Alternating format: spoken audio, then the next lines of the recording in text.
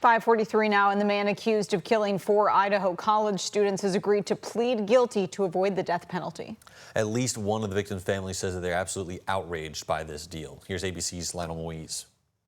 A surprise twist in the Idaho murder case that gripped the nation. Brian Kohberger, the accused killer of 4 University of Idaho students, now agreeing to plead guilty. He was facing the death penalty, but now, under a deal reached with prosecutors, he'll serve 4 life sentences with no chance of parole. That's huge. That means that the police found their man. That means he's admitting and maybe just knows he's cooked with all the evidence they have on him. In a letter sent to family members of the victims, prosecutors writing, "This resolution is our sincere attempt to seek justice for your family.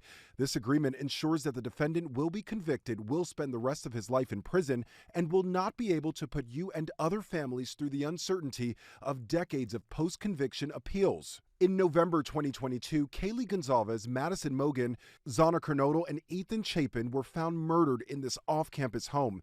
Authorities say Kohberger's DNA was found on a knife sheath at the scene. The criminology PhD student at nearby Washington State University was arrested more than a month later after driving cross-country to his parents' home in Pennsylvania.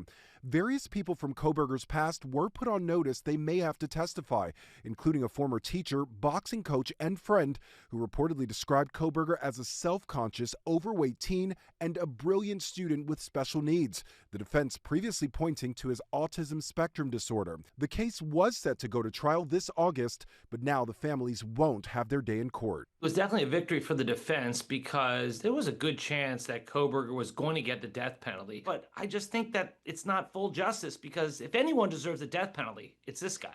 The family of Kaylee Gonzalez blasting prosecutors, saying 4 wonderful young people lost their lives, yet the victims' families were treated as opponents from the outset.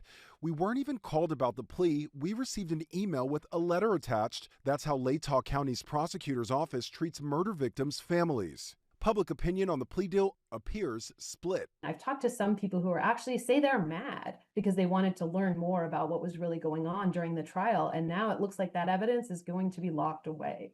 Lionel Moise, ABC News, New York. Now, a motive for the murder is still unclear. A court hearing is set for tomorrow. The state is also seeking restitution for the victims' families.